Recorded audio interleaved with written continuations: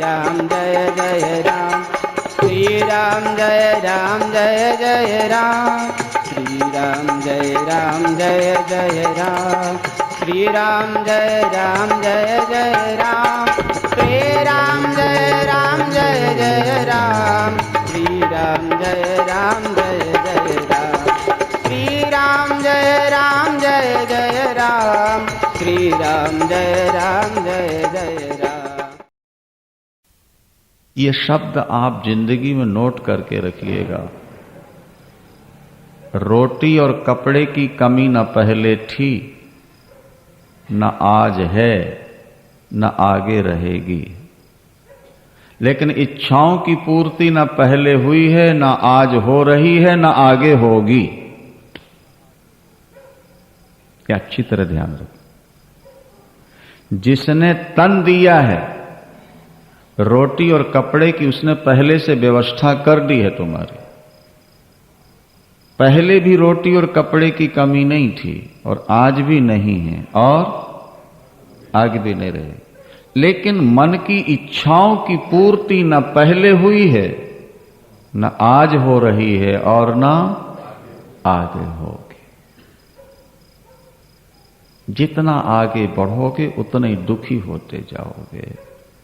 तुम्हें बड़े प्यार से अपना समझ के समझा रहे हैं कि ईश्वर में लग जाओ, भजन में लग जाओ, कुछ शांति जरूर मिलेगी। जड़ भरत ने अपने शरीर से अहंता हटा दी है। परिवार तो बनाया ही नहीं, शादी की नहीं। और एक बार किसी राजा, सिंध देश का राजा रहुगण जा रहा था कपिलाश्रम ज्ञान लेने, पर वो पालकी पर बैठ के जा रहा था। उन दिनों रेल मोटर की तो व्यवस्था थी नहीं। एक कहार थक गया तो बोले किसी हट्टे कट्टे को लाके लगा दो। इससे पहले एक जंगल का राजा आदिवासी कोलभील, वो पुत्र पाने के लिए भद्रकाली को बलि चढ़ाना चाहता है। एक पुरुष को पाल रखा था। कोई विशेष मुहूर्त पर बलिदान देने से पुत्र मिल जाता है, ऐसी पुरानी परंपराएं रही होंगी।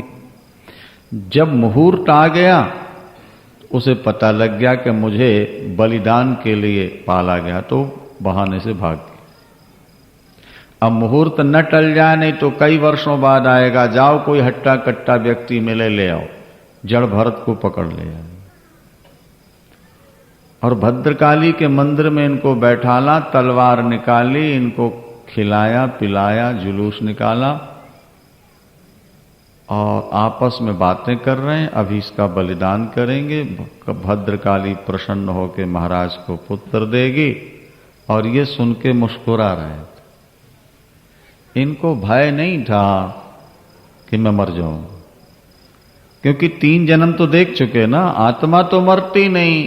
नैनम छिंदंति शस्त्राणी, नैनम दहति पावकः, न चैनम क्लेदयन्त्यापो, न शोषयति मारुतः। आत्मा को तलवार काट नहीं सकती, पानी गीला नहीं कर सकता, अग्नि जला नहीं सकती, हवा सुखा नहीं सकती। आत्मा तो वो लाइट है कि जो तलवार से कट नहीं सकती। आपकी खिड़की से, रोशनदान से लाइट कमरे में आ रही है, उसे आप तलवार से काटो, कटेगी? बोलो भाई। और पानी से उसको धोना चाहो, गीला करो। आग से जलाना चाहो या हवा से सुखाना चाहो, नहीं। तो आत्मा भी एक लाइट है आपके अंदर, उसकी कोई आकृति नहीं है। अगर आकृति होती तो वैज्ञानिक बता चुके होते कितनी लंबी चौड़ी आत्मा है और रंग कैसा है। लेकिन ना तो रंग का पता है और ना उसकी लंबाई चौड़ाई का पता। आत्मा एक लाइट है बस। और जैसे लाइट के माध्यम से ही ये मशीनें चल रही हैं, इसी तरह परमात्मा की लाइट से ही शरीर रूपी यंत्र चल रहे हैं। और जब कहीं तार डिस्कनेक्ट हो जाता है तो चलती मशीन खड़ी हो जाती है। इसी तरह हार्ट का जब कोई तार टूट गया तो हार्ट फेल हो गया, चलती मशीन रुक जाती। तार टूट जाने से पावर खत्म नहीं होता, यंत्र चलना बंद हो जाता है। इसी तरह कोई तार डिस्कनेक्ट होने से ये हार्ट फेल हो जाता है, आत्मा मरती नहीं।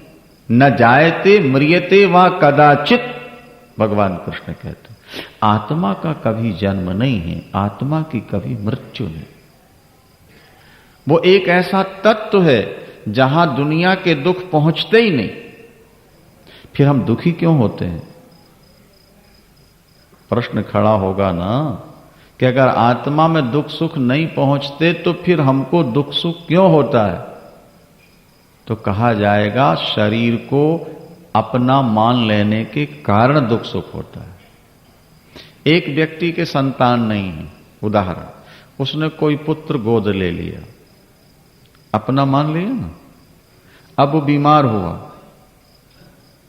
तो उनके माता पिता को दुख हो रहा नहीं हो रहा? बोलो, हो रहा है ना? तो वो उनका अपना पुत्र तो नहीं है, केवल मान लिया कि मेरा है। और अगर उसको अपना न मानते, वो अपने असली मां बाप के पास रह के दुखी होता, बीमार होता, तो क्या दुख होना था? उस लड़के ने कोई गलती की, चोरी की, पुलिस वाले उसको मारते हैं, तो जिसने गोद लिया है उसको, वो रो रहा है कि नहीं? मार पड़ रही है लड़के पर, रो कौन रहा है? माता पिता। क्यों रो रहे हैं? माता पिता को तो चोट नहीं लग रही, रोते क्यों? अपनापन है। भागवत में लिखा इसी तरह शरीर अपना नहीं है, शरीर से आत्मा का कोई संबंध नहीं है, लेकिन शरीर को हमने अपना मान लिया है, इसलिए शरीर पर जब कोई दुख आता है तो ऐसा लगता है कि आत्मा को दुख हो रहा है। वास्तव में आत्मा को कभी दुख होता ही नहीं। उसका उदाहरण है, जवान बेटा मर जाए, जवान पति मर जाए, जब नींद आ जाती है तो फिर दुख होता है? बोलो क्यों? नींद में आत्मा जागती रहती, केवल मन बेहोश होता है। अच्छा, दूसरा उदाहरण ले लो। आजकल जिस अंग का ऑपरेशन करना होता है, डॉक्टर वहां सुई लगा के शून्य कर देता है, नहीं? और डॉक्टर ऑपरेशन करता है, पीड़ा होती है? बोलो भाई। तो आत्मा शरीर में है कि नहीं है? तो जब आत्मा शरीर में है तो फिर ऑपरेशन का कष्ट क्यों नहीं हो रहा उसको? मानना पड़ेगा कि आत्मा को कष्ट तो होता ही नहीं। ब्लड के साथ मन का संबंध है, और मन जहां जहां जाएगा वहीं दुख का अनुभव होगा। और इंजेक्शन लगा करके वहां के ब्लड को उन्होंने शून्य कर दिया, तो ब्लड का जाना बंद हुआ, सर्कुलेशन वहां, तो मन की गति भी वहां बंद हो गई। और जब मन की गति बंद हो गई तो काटते पीटते रहो, दुख होता नहीं। इससे निश्चित हो गया कि दुख और सुख मन को होता है, आत्मा को। क्या समझे आप?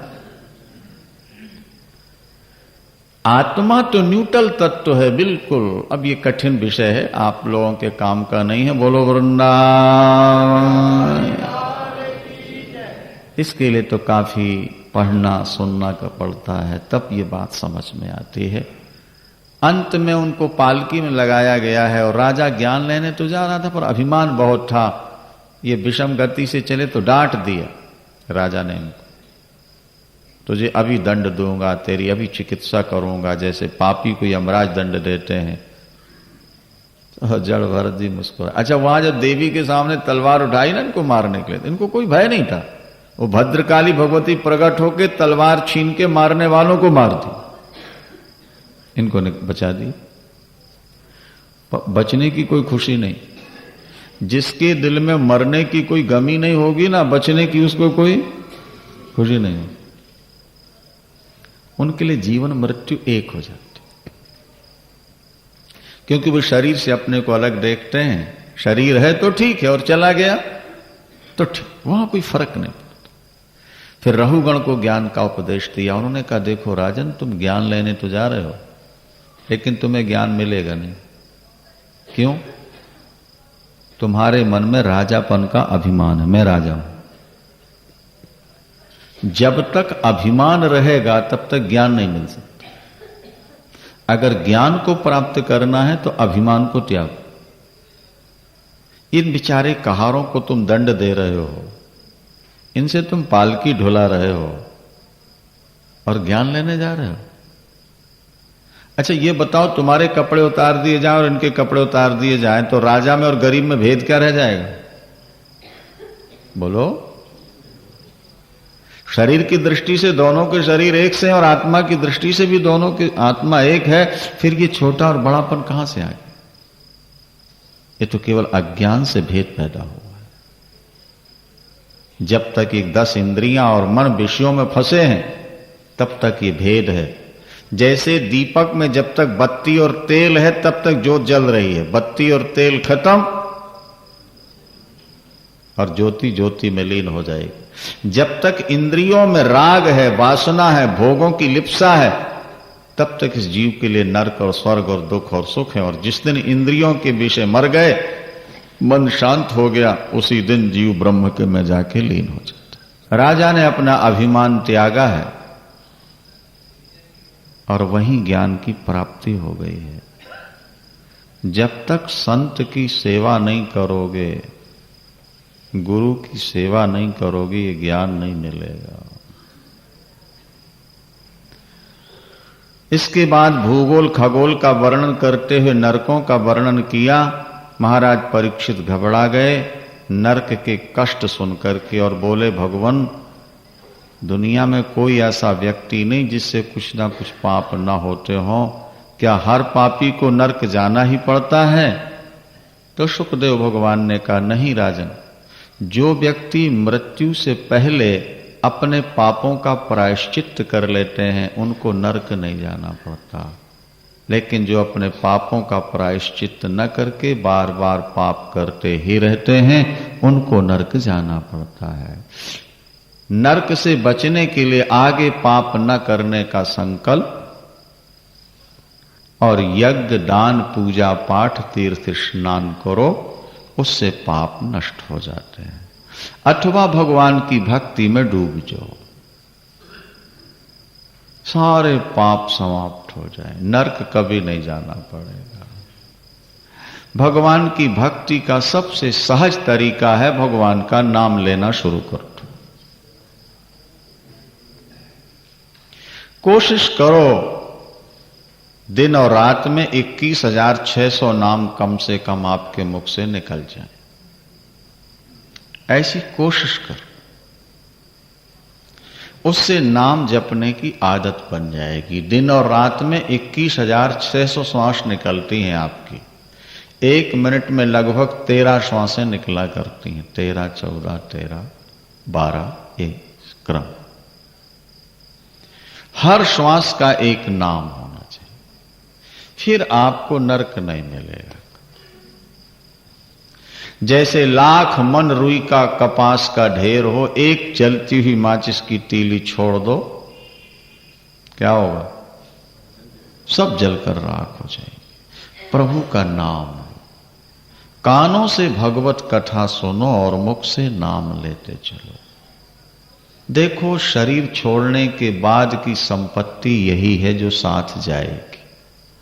हाथ से किया गया दान, तीर्थों में किया गया स्नान, मुख से जपा गया नाम और कानों से सुनी गई कथा, यही आपके जीवन की व्यथा को मिटा सकेगी, यही परलोक में आपके साथ जाएगी। सबते उत्तम हरि की कथा, नाम सुनत दर्द दुख लथा। हरि की कथा सुनो मेरे भाई, जीवन के सारे दुख मिटेंगे, एक रोशनी मिलेगी, जीने की कला प्राप्त होगी। अभी जो जी रहे हैं ये जीना नहीं है मनुष्य का, ये तो जानवरों का जीना है। खाना पाखाना, बाल बच्चे पैदा करना, कमाना और सो जाना, ये मानव जीवन का जीना नहीं है। गुरु नानक देव जी कहते हैं, कर्म पशु के मानुष जात, जगत ढिंडोरा करे दिन रात। तेरे कर्म तो जानवरों वाले हैं और कहता अपने को इंसान है। खाना पीना सोना रोना डरना मरना और बाल बच्चे पैदा करना ये तो जानवर भी जानता है, और तुम भी यही करते रह गए सारी जिंदगी, तो जानवर से बढ़िया काम कौन सा किया। बल्कि शास्त्र कहते हैं तुम तो जानवर से भी गंदे हो गए, क्योंकि जानवर भजन नहीं करता तो झूठ तो नहीं बोलता, किसी को गाली तो नहीं देता, किसी की निंदा तो नहीं करता, किसी की निंदा सुनता तो नहीं है। क्या उसके हाथ नहीं है, वो पाप तो नहीं कर पाता बेचारा, रूखा सूखा जो मिल गया खा के अपने चुपचाप पड़ा है जान। लेकिन इंसान तो रात दिन पाप कर रहा है। अगर ये भजन नहीं करेगा तो परिणाम क्या होगा। ये माताएं प्रतिदिन घर में झाड़ू लगाती हैं, लगवाती हैं। अगर 10 दिन झाड़ू न लगाए तो घर कचरा घर बन जाएगा। कचरे का काम आने का और देवियों का काम उसको बाहर निकाल। जिंदगी भर कचरा आता है घर में और जिंदगी भर ये झाड़ू लेके। हम और आप भी दिन भर काम करते हैं, न मालूम कितना कचरा हमारे दिल में जमता है प्रतिदिन। भजन रूपी झाड़ू लगाते रहोगे तो दिल कुछ साफ रहेगा, और नहीं ऐसा कचरा घर बनेगा महाराज, ऐसी बदबू फैलेगी कि लोग तुमसे घृणा करने लगेंगे, दूर से भागने लगेंगे, तुम्हारे पास कोई बैठने को तैयार भी नहीं।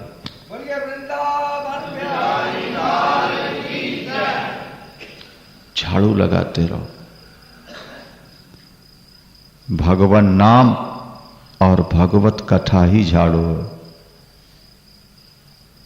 आज तुम सोचते हो पत्नी हमसे बहुत प्यार करती है, बेटे हमारी हर बात मानते हैं, लेकिन ये जवानी की बात है, जब बुढ़ापा आएगा तो पता लगेगा।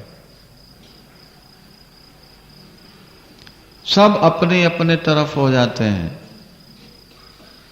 एक बूढ़े ने करोड़ों रुपया कमाया, जब बहुत बूढ़ा हो गया, दरवाजे पर बैठा रहे खाट बिछाए, तो बहू ने कहा बेटे से कि इस बूढ़े को या तो तीर्थ भेज दो या ऊपर कमरा बनवा दो।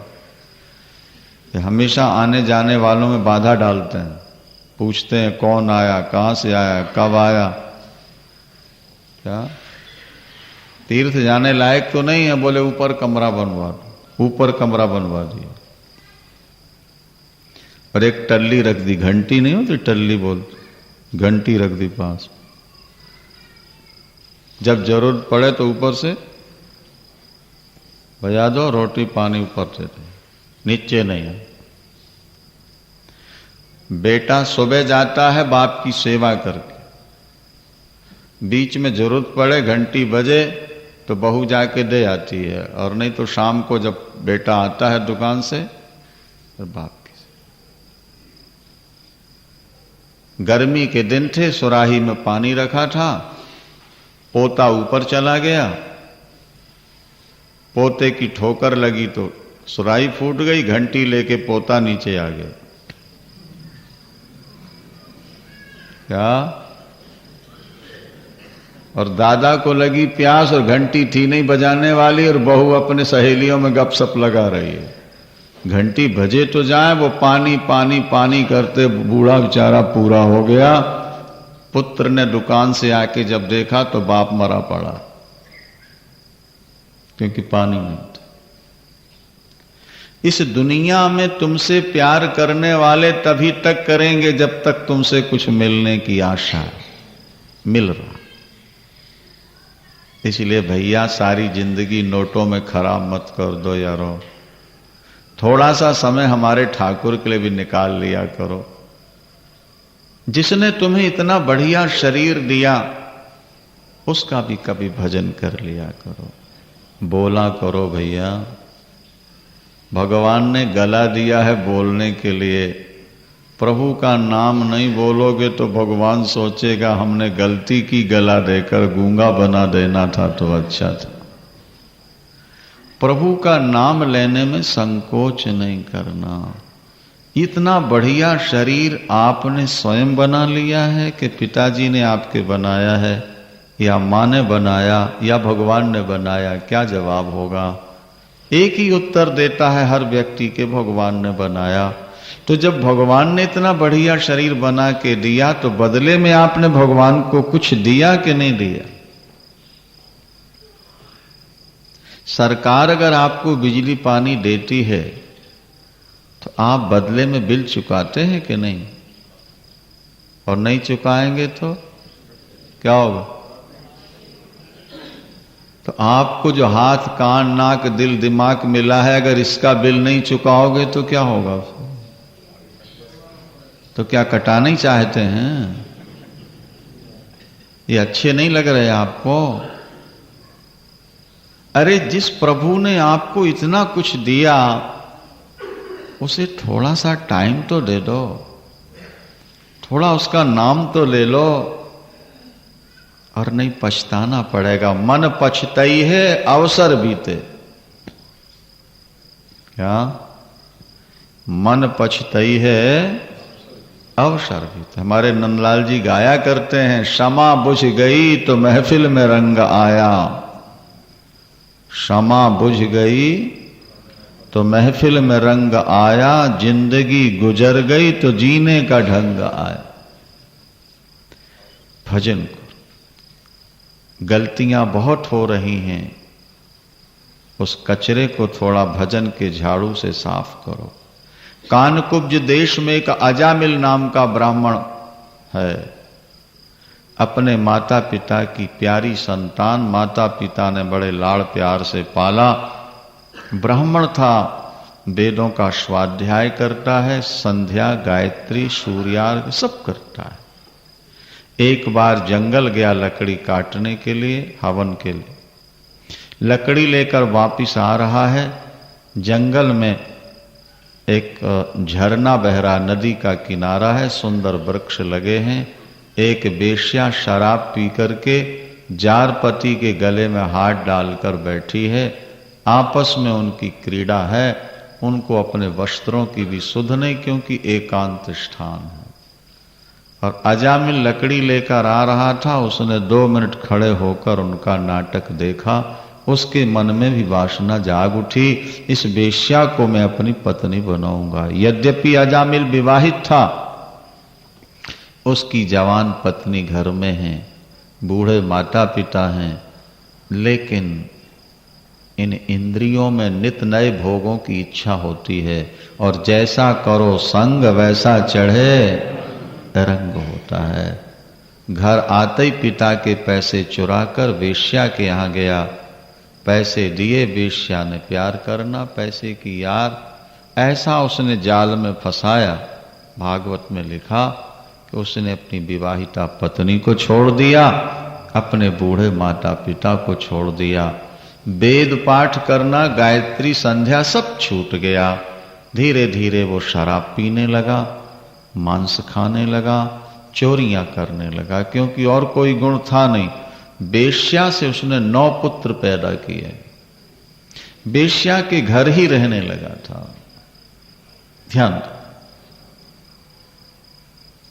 कुसंग 2 मिनट के सिनेमा ने सारी जिंदगी खराब कर दी अजामिल की। सुना है पिक्चरों में यही आजकल दिखाया जाता है। और पहले तो लोग बच्चों को घर से बाहर नहीं जाने देते थे, कहीं कुसंग की हवा न लग जाए। लेकिन आज तो कुसंग कमरे के अंदर आ चुका है। अब बच्चों को कुसंग से बचाना बड़ा मुश्किल है। क्या? अब कुसंग से बच जाए वो आश्चर्य है। जिन वैष्णवों के घर में कभी प्याज नहीं आती थी, आज उनके फ्रिजों में अंडे प्याज फ्रिज की शोभा बढ़ा रहे हैं। जहां कभी कैंपा कोला नहीं आता था, वहां शराब की बोतलें आज रखी हुई हैं। सारा धर्म कर्म खत्म हो रहा है। बेटे घर में अगर खाने न दो तो होटलों में जाके गंदी चीज खा के आ जाते हैं। होटलों में पैसे वाले लड़के जाकर गलत काम करते हैं। कुसंग बहुत बढ़ गया। रामायण में लिखा है कि बारू भालतात नरक कारी वासा, पदुष्ट संघ जानी दे विधाता। नरक का वास भला, पर दुष्ट का साथ भला नहीं है। अजामिल का सारा जीवन बर्बाद हो गया वेश्या के संग से। ब्राह्मण होते हुए भी वो बिल्कुल भ्रष्ट हो गया राक्षसों जैसा। एक दिन कुछ संत आ गए, गांव वालों से पूछा किसी भक्त का मकान बताओ भाई, रात्रि विश्राम करेंगे। कुछ मजाकिये लोगों ने कह दिया भक्त अजामिल बड़ा भक्त है, उनके यहां चले जाओ।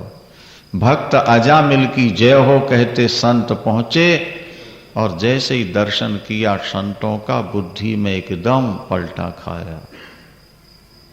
संग का प्रभाव होता है। ऐसा तेजस्वी शरीर, वाणी में ऐसी मिठास। चरणों में गिर के रोने लगा, मैं भक्त नहीं हूं स्वामी जी, मैं बहुत बड़ा पापी हूं। यद्यपि ब्राह्मण हूं लेकिन नाम मात्र का ब्राह्मण रह गया हूं। कर्म मेरे राक्षसों जैसे हो गए, मैं वेश्यागामी हूं। लेकिन शास्त्र कहते हैं अर्धरात आधी घड़ी आधी ते पुनियाद, तुलसी संगत साधु की कटे कोट अपराध।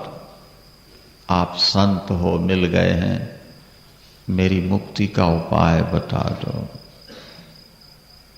संतों ने कहा बेटा आगे पाप छोड़ दो और भगवान का भजन करो, पूजा करो, उद्धार हो जाएगा। बोले स्वामी जी भजन में मन लगता ही नहीं, पाप छूटेंगे नहीं और भजन में मन लगेगा नहीं। इसके अलावा कोई मुक्ति का उपाय हो तो बता दो। जब व्यक्ति ज्यादा पाप करता है तो उसकी बुद्धि के ऊपर एक ऐसी मैल जम जाती है जो ईश्वर को स्वीकार नहीं करने देती। ये ध्यान दें। नमाम दुष्कृतनो मूढ़ा प्रपद्यन्ते नराधमा। अर्जुन ने भगवान कृष्ण से प्रश्न किया प्रभु लोग आपका भजन क्यों नहीं करते? भगवान ने कहा जिनके पाप ज्यादा हैं वे मेरा भजन नहीं कर सकते। आपका भजन कौन करते हैं प्रभु? बोले एशाम त्वंत गतम पापम, एशाम तु अंत गतम पापम जनानाम पुण्य कर्मणाम। पुण्य करते करते जिनके पाप अंतगत हो गए, नष्ट हो गए, वे मेरा भजन कभी नहीं छोड़ते। अर्जुन वो मेरा चिंतन करते। उल्लू की आंखों में ऐसा कांच फिट किया गया है कि जहां उजेले में अंधेला दिखता है और अंधेले में उजेला दिखता है। पापी की बुद्धि में भी ऐसा कांच फिट रहता है कि उसको भजन तो पाप नजर आता है और पाप पुण्य नजर आता है। वो सत्संग को पाखंड समझता है और सिनेमा को अपनी जिंदगी का सार समझता है। ये पाप की एक पापी की पहचान। अजामिल ने कहा मुझसे भजन नहीं होगा लेकिन मेरी मुक्ति चाहिए। बैठ गया चरणों। उपाय कोई और। अच्छा तो ये बताओ अजामिल तुम्हारा मन कहां लगता है? बोले बेटों को खिलाने पिलाने में बहुत मन लगता है, बेटों की सेवा में। अरे बोले बस फिर तो तुम्हें मुक्ति मिल ही जाएगी, तुम तो बिल्कुल सेंटर में आ गए हो। बेटों की सेवा से भगवान कैसे मिलेंगे स्वामी जी? बोले आगे भी तुम्हारे बेटा होने वाला है, हमने ज्ञान दृष्टि से देख लिया। तुम अपने बेटे का नाम रख दो नारायण। क्या नाम रखो? जोर से बोलो, बोलो वृंदावन। क्या नाम रखा भैया? नारायण। नारायण। तुम्हारा उद्धार हो जाए। संत युक्ति बताने वाले चले गए। 10वां पुत्र हुआ, उसका नाम रखा नारायण। बस उसको खिलाते पिलाते सुलाते संभालते हर समय बोलते रहते थे बेटा नारायण, बेटा नारायण, नारायण नारायण। वो नारायण नारायण नारायण कहते कहते कहते वो नारायण शब्द भगवान का कंठ में जम गया।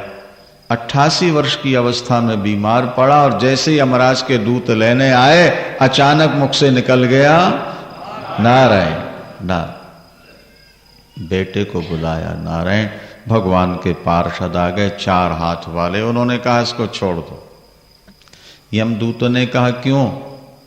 इसने तो बहुत पाप किए हैं, सारी जिंदगी पाप किया है, पूरी फाइल पापों से भरी है। विष्णु दूतों ने कहा कितने पाप क्यों ना किए हो, पर मरते समय भगवान का नाम मुख से निकला है, इसलिए तर जाए। लेकिन इसने तो बेटे को बुलाया है। यमदूतों ने कहा, भगवान के पार्षदों ने कहा ठीक है, इसने भले बेटे के लिए बुलाया हो, लेकिन नारायण नाम तो भगवान का है। आग जान के छुओ तो जला दे, और बिना जाने छू लो तो भी जलाएगी।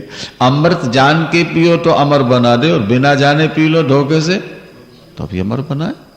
वस्तु अपना गुण नहीं छोड़ती, इसलिए भगवान का नाम कैसे भी निकला निकला, इसके पाप सब खत्म, अभी नरक नहीं जाए। व्यक्ति किसी बहाने नाम ले प्रभु का, उद्धार छोड़ा दी। कहां तो मर रहा था, नाम लेने से जीवित हो गया, हो बच गया। और जैसे स्वप्न की घटनाएं कभी कभी याद रह जाती हैं, वो विष्णु और यमदूतों का सारा संवाद उसको याद। देखो भैया, यमराज के प्राइवेट सेक्रेटरी का नाम है चित्रगुप्त। क्या नाम है? क्या अर्थ हुआ चित्रगुप्त का? जो गुप्त रूप से तुम्हारे चित्र लेता रहता हो, उसका नाम। हाँ, ये वीडियो फिल्में बनती ना आजकल, आपकी हमारी जिंदगी की भी वीडियो तैयार हो रही है। और जब यमराज के यहां पहुंचेंगे, हाँ दिखाई जाए, कहोगे हमने ये पाप नहीं किया, तो फिल्म दिखा देंगे, सर नीचे हो जाए। जब इंसान का बनाया यंत्र चित्र ले सकता है, तो भगवान के बनाए यंत्रों में शक्ति नहीं तुम्हारे कर्मों की फिल्म ले ली जाए। इसलिए छुप के पाप करने की आदत छोड़ दो। बोलो वृंदावन। आज आ मिलने सोचा, जो बीत गई सो बीत गई, जो बची है अब भगवान को दे दो। मर ही रहा था मैं तो, न मालूम किस पुण्य से बच गया। अब यही सोच लूं मैं मर चुका, अब घर का काम नहीं करूंगा, अब पाप नहीं करूंगा। 88 वर्ष की अवस्था में अजामिल ने कानकुब्ज देश छोड़ा, कन्नौज, बेश्या से उत्पन्न पुत्र, घर सब छोड़ दिया और सीधे गंगा हरिद्वार चला। गंगा द्वार मुपेयायो मुक्त सर्वानुबंधन, सीधा गंगा द्वार चला गया। भगवती मां गंगा में गोता लगाना और गंगा के किनारे बैठकर श्रीमन नारायण नारायण नारायण, श्रीमन नारायण